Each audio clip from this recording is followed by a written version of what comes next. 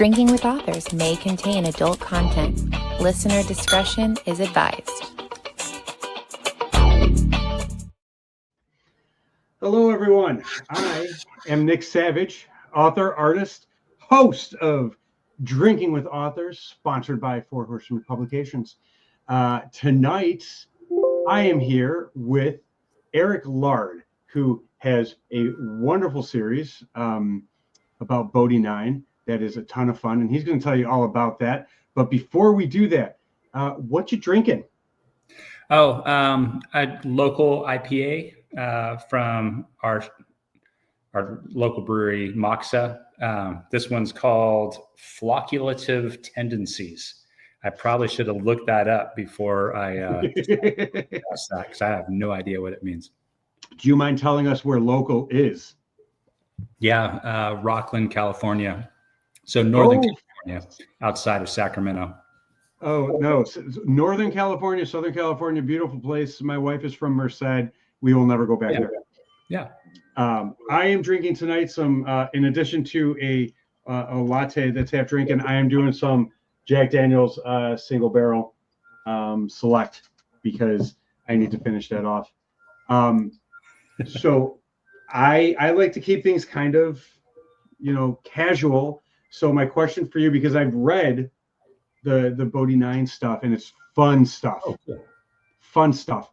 Do you want me to ask you some weird questions, or do you want to talk about writing? Nothing inappropriate, just like weird or writing. Well, I tend to mix both, so I'm open to whatever. Okay.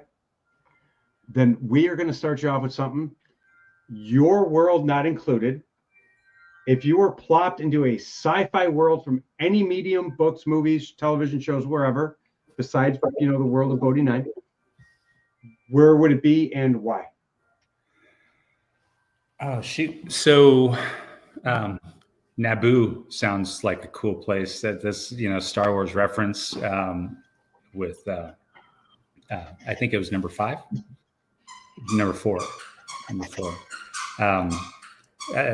That was kind of amazing.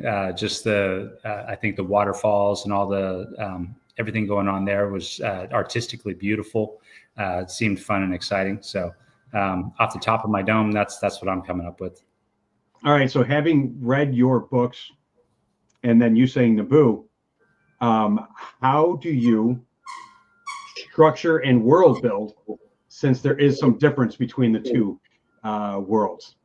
Because you're not ripping it off, you know what I'm saying, which is good. You're creating your own world, but how are you drawing your inspiration? How are you building worlds when the worlds you want to be in are different from yours? I have no problem generating my stories, the worlds from visuals that I just find dynamic and interesting. So sometimes I'll see something that triggers a thought. In my Incursion Chronicles, in the second book, the main character gets sucked into another dimension. They're being invaded by another dimension. So when they go there, the other world is basically just this barren husk that's, fractures and gaseous magma and all sorts of stuff going on there. So I love exploring the different possibilities with my characters and kind of putting them in the crucible of a dynamic environment on top of maybe the cultural or political things that are going on for them. So I don't see any dilemma at all making up the ideas and just running with them. It's just second nature. No, that is wonderful. And I like the fact that you're drawing, real world inspiration into your books. Sorry, Jack Daniel's hits a little stronger when you don't drink often anymore. This will be fun. Here, let's have a little more. It'll be fun. And it goes well with the new meds I was prescribed for my high cholesterol. By the way, don't ever have high cholesterol. Just if your doctor says you have it, just be like, it's fine. We all die anyways. If you had a time machine at your capabilities, time paradox aside, what would you do with it? That's a huge dilemma, and it's got my brain kind of stuck, because obviously you want to go back and fix all the major woes, but on the other hand,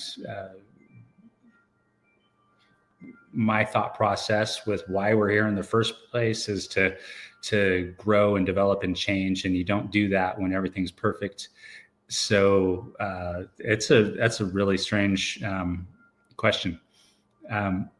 I'd probably do what people with time machines are doing right now, which is to come back and check out all the cool stuff, the major pivotal moments. I imagine there's got to be all sorts of people bopping in and out right now, because it's pretty wild out there.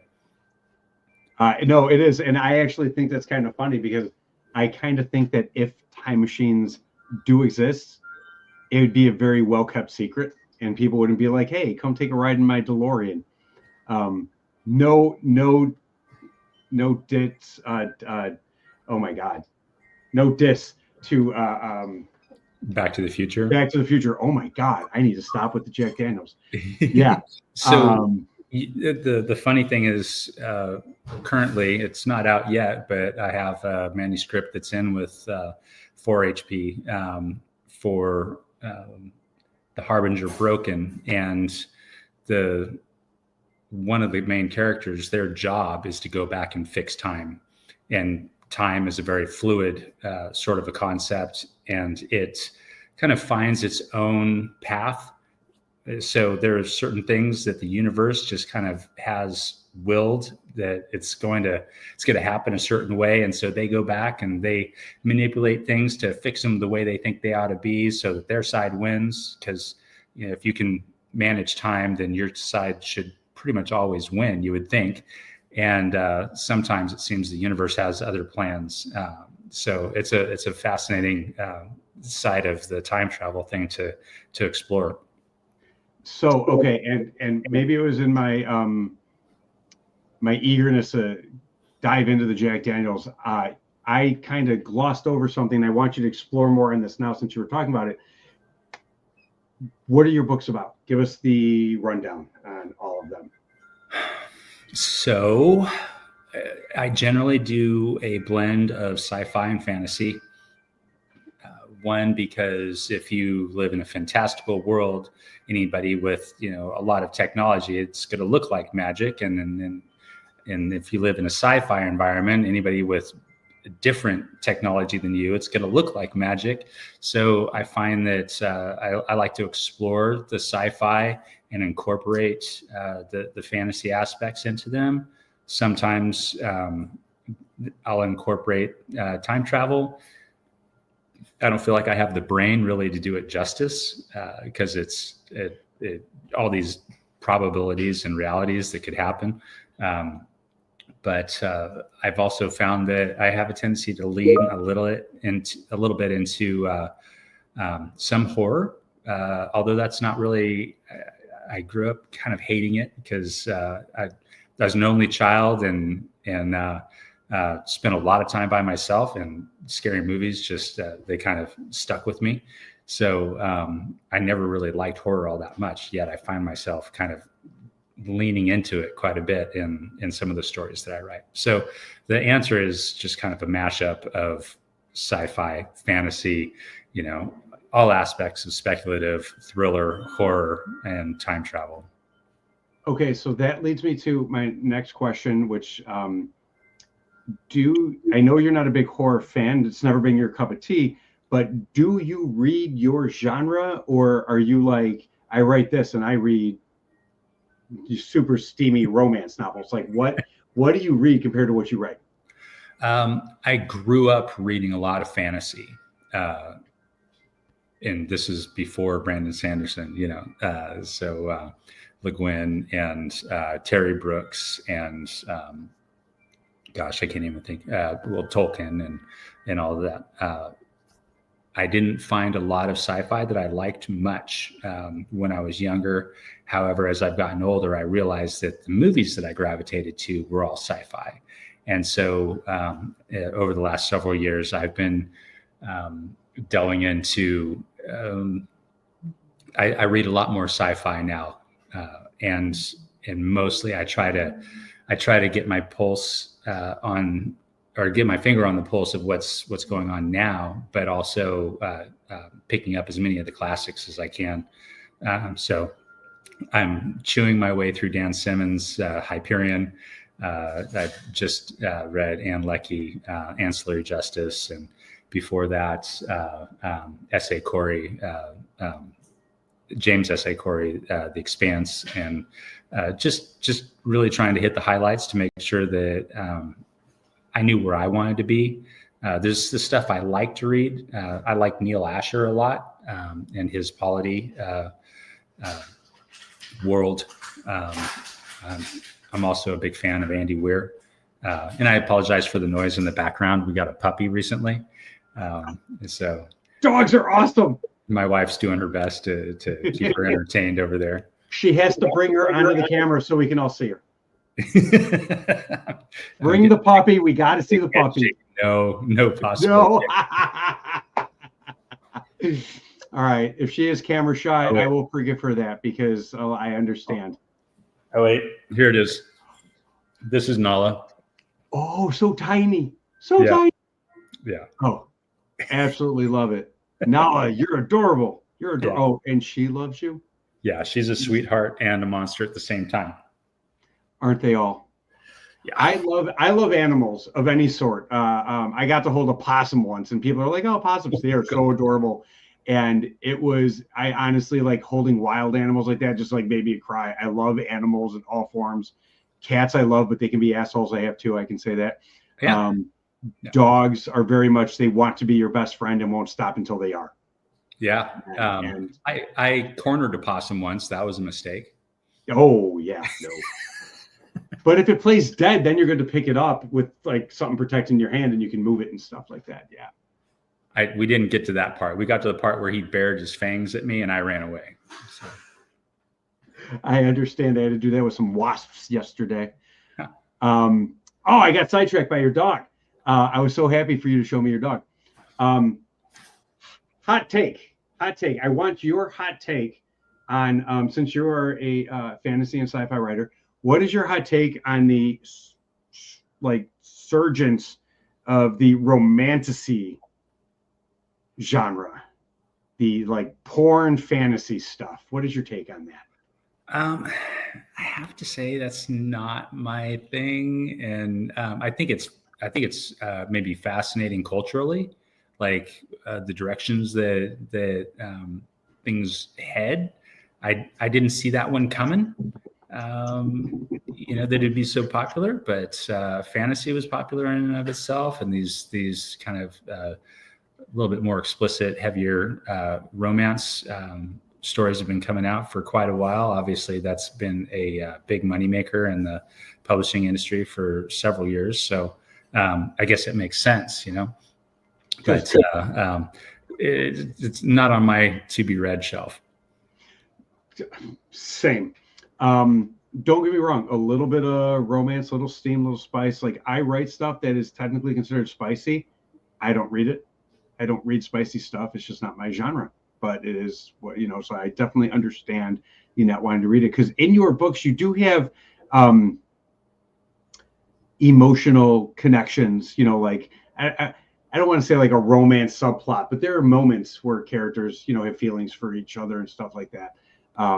If I recall right, and I can't recall which book I'm thinking about now either. Well, Bode, thank you. Bode. Really kind of provocative moments because as I'm exploring the humanness of this robot without a directive, which obviously as you read the story and you get to the end, you realize, what's going on with that and why there's all these tendencies.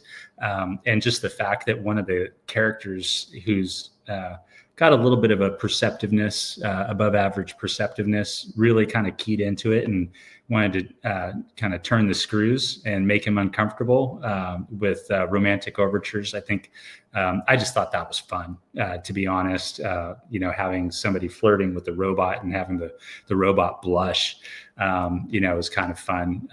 But I'd say with my writing, the added bonus is the opportunity to explore emotionality. Yes.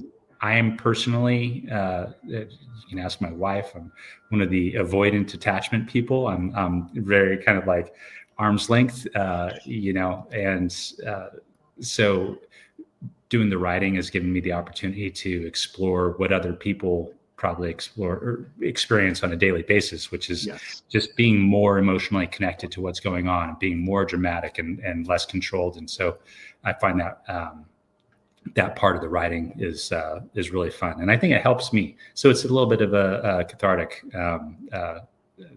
process for me.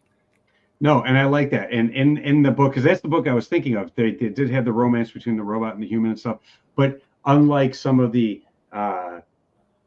steamier stuff, you don't get into the vivid, you know what I'm saying, description and stuff. You kind of leave that out because, as I am sure, having read the book, I'm sure that's why you didn't write it.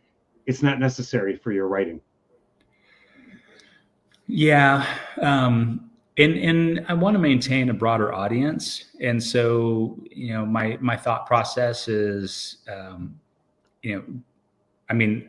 feel like I probably act young for my age a lot of times. And so I expect that I'll be reading stories about mechs, when I'm in my 80s and 90s, just because it's just part of what's ingrained into my personality. So, at the upper echelon, I expect people that are reading my stuff, are, in their 80s or 90s. But I also want to make sure that it's accessible and appropriate for people that are younger, because I read well above my age range, when I was in junior high and high school. And so I'm writing for a pretty broad audience, even though my stuff has a tendency to be kind of dense, I guess, and action-packed and wild. So you don't write popcorn fiction. Having read your stuff, it's not stuff that you read and you go, oh, that was fun, and you put it away and you don't talk about it again. You have stuff in there that relates to real people, real worlds and stuff like that. So it's definitely denser in that sense. And it is very, in the action scenes, action packed. It's not, I don't want to say it's a hard read, difficult read, like, oh, I can't read it, it's too hard, but it's not something you can read while having a conversation with someone else. Like, you need to pay attention. Yeah. And I think that's, to me, more entertaining writing, stuff that draws you in and demands your attention. And it's nice. So I've enjoyed your stuff. So thank you. You have me. Yeah. Cool. It's go read his books. Anyone watching this, go grab them. Just don't do it while you're doing something else, because it won't be as fun. It won't be as fun. No. And to me, though, paying attention to books, if I'm reading something that I'm like, I don't need to pay attention to this, it's not as entertaining as the books that, like, even a movie, you're watching a show, whether you've seen it or it's your favorite show you've seen 1,000 times. If you want to watch it and you're just like, shh, honey, be quiet, I'm watching the show, that's entertainment over and over again, whether it's a book you've read 5 times or a new one or whatever, then something that you're like, all right, this is on in the background. Well, and I want to watch or read or listen to something that I have to listen to again, or watch again, or read again. Something that I have to pause and go, wait a second, I missed something. Something wild happened, and I think it's me. I think it's my fault. I got distracted. And so I'm a pretty slow reader, just because I want to consume that idea, in the way that it was presented. And sometimes it's the way that it was presented is amazing to me. And sometimes it's the idea itself. And so, I have things running in the back of my mind when I write.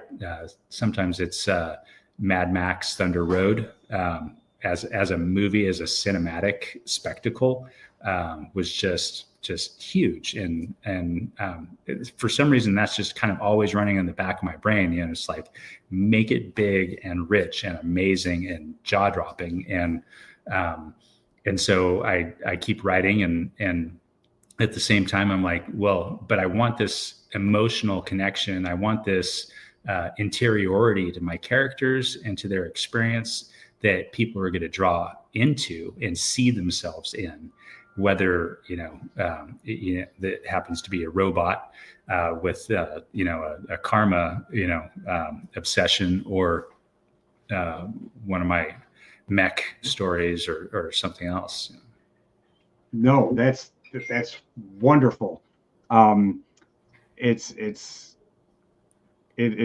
is always, yeah, no, I'm with you on that. Sorry, my brain is just like, I was listening, so like I didn't prepare a response. I was like, yes, I'm with you on this. I don't envy you. I couldn't do the hosting part, I don't think, at all. No. This is I just took this over. So it's all very, like, when COVID happened and it shut down, I started doing something called drunk reading, where I would get absolutely obliterated and go live, and it was nuts, and read my books. I just go through like a chapter or half a chapter, like chapter section or whatever, and have an audience. And because it was COVID, everyone was locked down. It was during lockdown and stuff. Yeah. And it was fun. And then I realized, oh my God, I can't drink like I did when I was 20. So that kind of ended, and then got, as I continued on, a little less and less, and then lockdown lifted and stuff. But then I started a podcast, and I did it in like my main audience were like in Eastern European countries that I didn't know existed.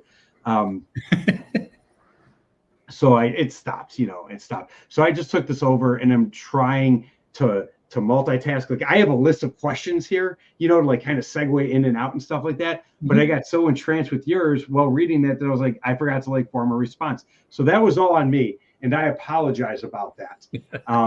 But it'll give you guys something to laugh at. So there has to be an element of grace. It's this. I blame Jack. I blame Jack Daniels. So before I get into a real question, here's one that's sticking out of the question, Nick. Yes. Can we do something here? Yes. Can we clink glasses?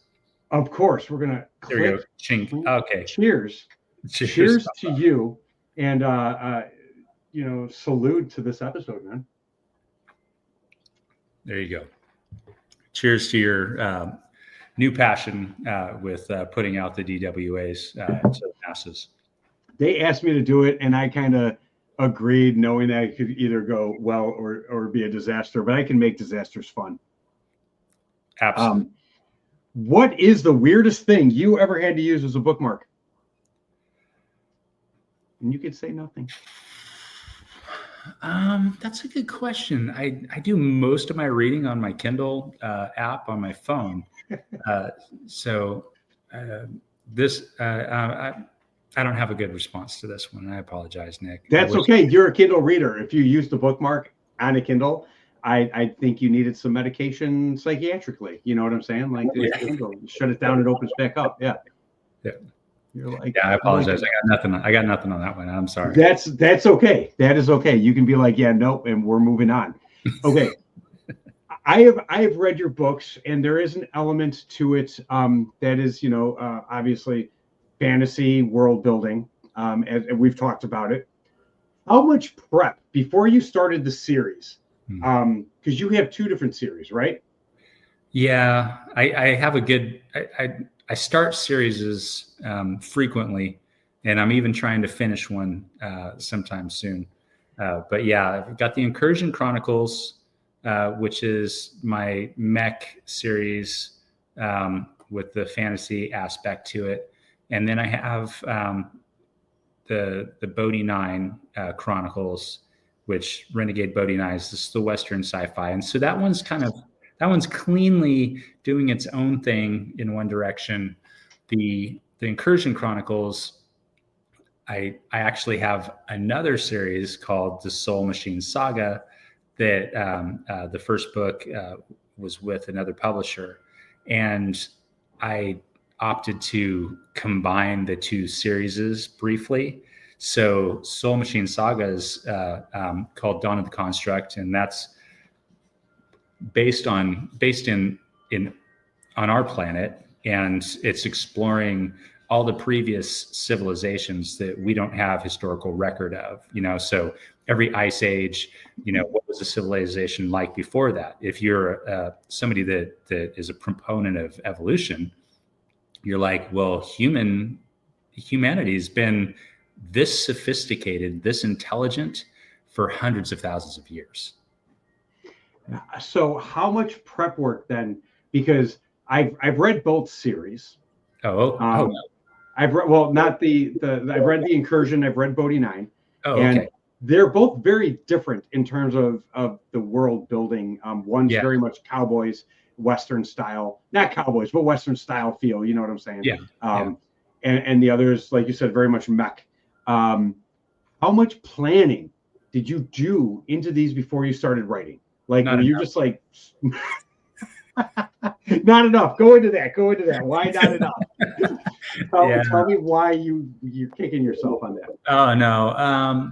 You know, the idea of doing the space opera, you know, where you've got planets and solar systems, and then I'm like, oh, let's bring in other dimensions into this, you know, and then and maybe they've got a different time scale that they're operating on because, you know, whatever, and so then trying to keep all those pieces moving in the same direction, it's like herding cats, and so I guess the upfront planning I'm okay with, because I like to just explore an idea, and that keeps it intriguing to me. And then, you know, I kind of dig into the character, and it stays character driven, which I think is a good engine for the story as a whole. And once again, you know, it's all about, for me, making it a really great reader experience. And, you know, and I imagine if I was the reader, you know, I like everything kind of distilled in espresso density. And so I go with that, and I purposely write until I write myself into a corner and there's no possible escape. And then I stress for month upon month as I'm figuring out how to make it resolve. And so that's cool for a book. It's a lot harder in a series format. And so I wish I had done just a slight bit more planning and taken better notes along the way. But, you know, I haven't figured out a better way than to go back through and reread and pause. So with all that said, I have a tendency to write 2 stories at a time so that I can pause on the one, jump into the other one for a month or 2 until I get stuck, pause on that, jump back in and go, oh, wow, this is really fun. And get excited about the series all over again. So I wish I did more planning, but I really don't. I take an idea and I write it as far as I possibly can until exhaustion, and then move on to something else. It's very ADD. There is nothing wrong with that. Is there, in terms of your writing, is there a program that you recommend or used to write that you don't recommend or whatever? Like, are you a Google Docs kind of guy? I bounce around a lot. So I typically stay in the Word doc format.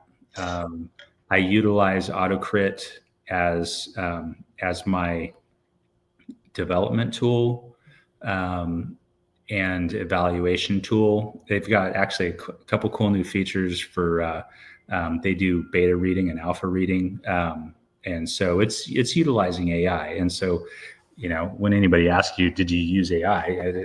At a certain point, you're just going to have to say yes, because at some point you asked a question into the Google space and a robot answered you. You know, in this case, it's a little bit more tuned and you know, gives me the opportunity to see, does this ring true to my gut feel for this story? You know, what this is saying or not. And so, you know, I maintain agency in that way. I also use Readsy. I've used them for most of my books, and used that as a great tool to kind of like see what my manuscript's going to look like in a published state, put it out there for ARC readers and that sort of thing. So I bounce amongst all those, but I like AutoCrit a lot just because I like to listen to what I write. And I find that it's got a pretty good text to audio tool.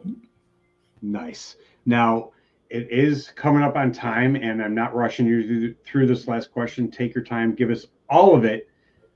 Give us some shameless self-promotion, upcoming books, social media where people can find you and stalk you, websites, all 37 yards. Give us all. Yeah, I'm pretty horrible at social media. I'm on Instagram, which then feeds into Facebook pretty well. My Instagram is Dawn of the Construct, because I built it for my first book.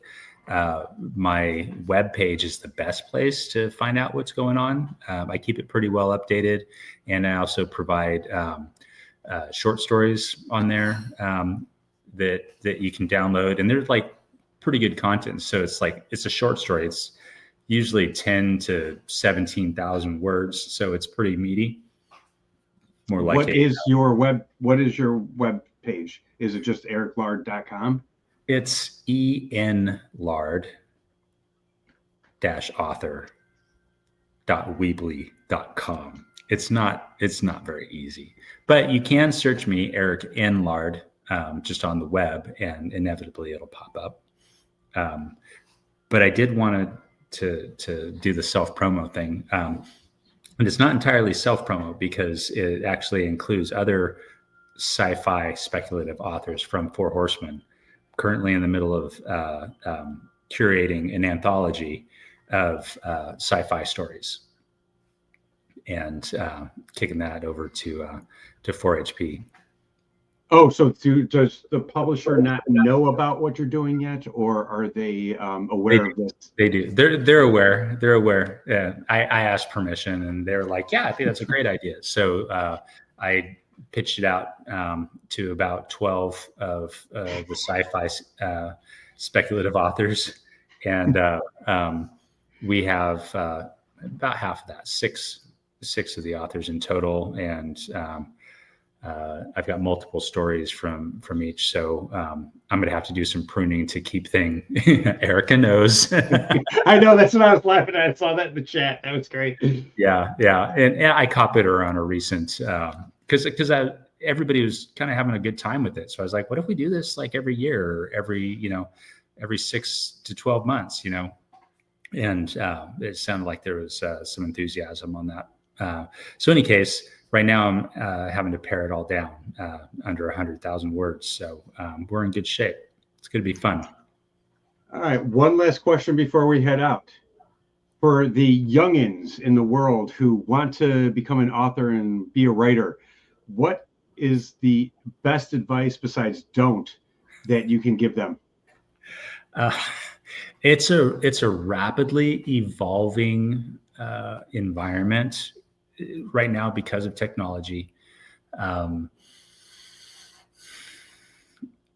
Something that I learned this year that I found fascinating was that writing and storytelling are not the same thing. You can be a good writer and be a horrible storyteller, and vice versa. If you're a great storyteller and not a good writer, that's okay, because you can get better at writing, and there's a lot of help for that. It's harder to do it the other way around, but there's help for that too. And then the other thing that I've learned, I thought that being an author was kind of like a solitary, independent adventure, and it's really not. You kind of have to build your network. You need people that are looking at your stuff to tear it apart and to tell you where the holes are and show you the things that you missed. And then you need people that you're helping to kind of clean up what you write. So it's a process, and you're just going to have to build that network. And then the last one, my experience is I'm still looking forward to breaking even on this whole thing, man. When you figure the hours that you put into it. So definitely don't do it for the glamour or the money.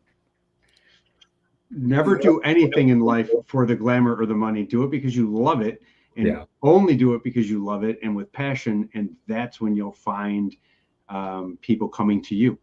Yeah. Instead of you having to find your people. Yeah. Thank you so much. Anything else you want to say before we head out? No, I got nothing. I think we covered a broad gamut, and it was pretty fun. And, and I'm glad that you're still sitting upright in your seat after all that Jack Daniels. And it wasn't filled when I started. Don't think that this was filled. That was not. It's just a prop. It's tea. I swear. It's no, I was drinking tea on the first one I did today. I do multiple a day. It's kind of like a game show. We're doing like 30 in a day. Very cool. But no, it's fun. Thank you so much for being here with us. It was a pleasure to meet you, having read your books. Highly enjoy them. Anyone watching this, buy his stuff. You're gonna like it. It's a ton of fun, and they are well written. He is both a storyteller and a writer, so I can vouch for that. But thank you so much, Eric, for having been here, and I look forward to seeing more of what you're putting out in the world as you do so. So thank you very much. Thanks a lot, Nick. That was a lot of fun. I appreciate it. Thank you. Until next time. Thank you for listening to Drinking with Authors. Join us next time for another fun conversation with an author over